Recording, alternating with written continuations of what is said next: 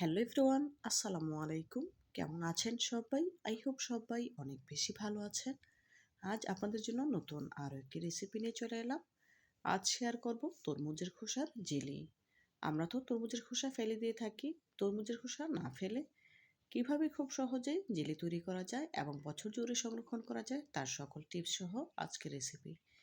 তো বন্ধুরা, কথা না বাড়িয়ে চলুন জেলি তৈরির মূল প্রস্তুত প্রণালীতে যাওয়া যাক। তরমুজের খোসার জেলি তৈরি করার জন্য তরমুজের যে লাল অংশটা আছে সেটা কেটে ফেলে দিয়েছি, আর খোসাগুলো খুব ভালোভাবে ধুয়ে নিয়েছি। এখন খোসার উপরে সবুজ অংশটা ফেলে দিচ্ছি। আমি পিলারের সাহায্যে তরমুজের খোসাটা ছাড়িয়ে নিচ্ছি, তবে আপনারা চাইলে দাবটি দিয়েও ছাড়িয়ে নিতে পারেন, কোনো অসুবিধা নেই। এক এক করে সবগুলো তরমুজের খোসা ছাড়িয়ে নিচ্ছি।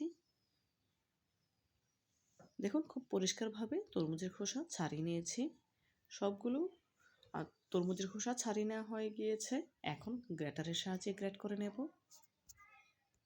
গ্রেটারের যে মাঝারি ছিদ্রওয়ালা অংশটা আছে সেটার সাহায্যে গ্রেট করে নেব। এতে করে খুব সহজে অল্প সময়ের মধ্যে তরমুজের খোসাগুলো সেদ্ধ হয়ে যাবে। এক এক করে সবগুলো তরমুজের খোসা এইভাবে গ্রেট করে নেব। দেখুন, সবগুলো খোসা গ্রেট করা হয়ে গিয়েছে। এখন গ্রেটার তুলে নেব। কতটা মিহি হয়েছে দেখে নিশ্চয়ই বুঝতে পারছেন, আর কতটা পানি ছেড়েছে তরমুজের খোসা থেকে। এখন এগুলোকে সেদ্ধ করে নিতে হবে। তরমুজের খোসা থেকে যে পানিটা ছেড়েছে সেটা সহই আমি প্যানে তুলে নিচ্ছি। পানিটা ফেলে দেব না, যেহেতু আর তরমুজের খোসার নির্যাসটা আমাদের প্রয়োজন। সম্পূর্ণ খোসাটা প্যানে তুলে নিয়েছি। এখন এর সাথে অ্যাড করে দিচ্ছি মেজারমেন্ট কাপের 1 কাপ পানি। একটু নেড়েচেড়ে নিয়ে গ্যাসের ফ্লেম অন করে দিয়েছি। ঢাকা দিয়ে খোসাটা পুরোপুরি সেদ্ধ করে নেব। ঢাকা দিয়ে দিলাম, ফিরছি। তরমুজের খোসা পুরোপুরি সেদ্ধ হওয়ার পর দেখুন, এই পর্যায়ে তরমুজের খোসাটা পুরোপুরি সেদ্ধ হয়ে গিয়েছে, আর কালারটা কিন্তু পুরোপুরি চেঞ্জ হয়ে গিয়েছে। দেখে নিশ্চয়ই বুঝতে পারছেন। এখন গ্যাসের ফ্লেম অফ করে দিয়ে চুলা থেকে নামিয়ে আর তরমুজের খোসাটা ছেঁকে নেব, যেহেতু আমাদের তরমুজের খোসার নির্যাসটা প্রয়োজন।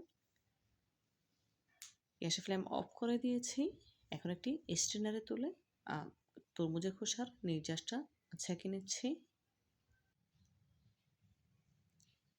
এখন একটি স্প্যাচুলার সাহায্যে খুব ভালোভাবে চেপে চেপে নির্যাসটা নিয়ে নেব। দেখুন, সম্পূর্ণ নির্যাসটা পেয়ে গিয়েছি, আর যে অবশিষ্ট অংশটা আছে খোসার সেটা ফেলে দেব। এখানে আমার কতটুকু নির্যাস হয়েছে কাপে মেপে দেখিয়ে দেব। এখানে প্রায় মেজারমেন্ট কাপের 2 কাপ তরমুজের খোসার নির্যাস পেয়েছি। এখন এর সাথে অ্যাড করে দেব মেজারমেন্ট কাপের 1 কাপ চিনি। যেহেতু 2 কাপ নির্যাস পেয়েছি, যতটুকু নির্যাস পাবেন তার অর্ধেক চিনি দিতে হবে। সমপরিমাণ চিনি দিতে যাবেন না, এতে করে গুড়ের মতো হয়ে যাবে, তখন আর খেতে ভালো লাগবে না। দেখুন, এই পর্যায়ে বলক চলে এসেছে। উপরে যে ফেনাটা উঠেছে, ফেনাটা আমি চামচের সাহায্যে তুলে নিচ্ছি। আর অবশ্যই এই ফেনাটা তুলে ফেলে দিতে হবে। যতবারই ফেনাটা তৈরি হচ্ছে আমি ততবারই পরিষ্কার করে নিচ্ছি। দেখুন, বলক উঠে যতবারই ফেনা তৈরি হচ্ছে আমি ততবারই চামচের সাহায্যে তুলে ফেলে দিচ্ছি। দেখুন, এই পর্যায়ে তরমুজের খোসার যে নির্যাসটা আছে সেটা কিন্তু অলরেডি অনেকটাই ঘন হয়েছে। বরফ দেখে নিশ্চয়ই বুঝতে পারছেন। এই পর্যায়ে এর সাথে অ্যাড করে দিচ্ছি 1 টেবিল চামচ লেবুর রস। লেবুর রস দেওয়ার কারণে জেলিটার স্বাদ অনেক গুণে বেড়ে যাবে। অবশ্যই লেবুর রসটা দেবেন, স্কিপ করবেন না। দিয়ে দিচ্ছি কয়েক ফোঁটা রেড ফুড কালার, জাস্ট দেখার সৌন্দর্যের জন্য। তবে আপনারা চাইলে স্কিপ করতে পারেন, কোনো অসুবিধা নেই। যে আমি যেহেতু ভিডিও করছি, দেখার সৌন্দর্যের জন্য ফুড কালারটা অ্যাড করেছি। তবে আপনারা না চাইলে নাও দিতে পারেন, কোনো অসুবিধা হবে না। আসলে ফুড কালার স্বাদের কোনো তারতম্য আনে না, জাস্ট দেখতে ভালো লাগে সেজন্যই দেওয়া। সবশেষে অ্যাড করে দিচ্ছি 1 চা চামচ ভিনেগার।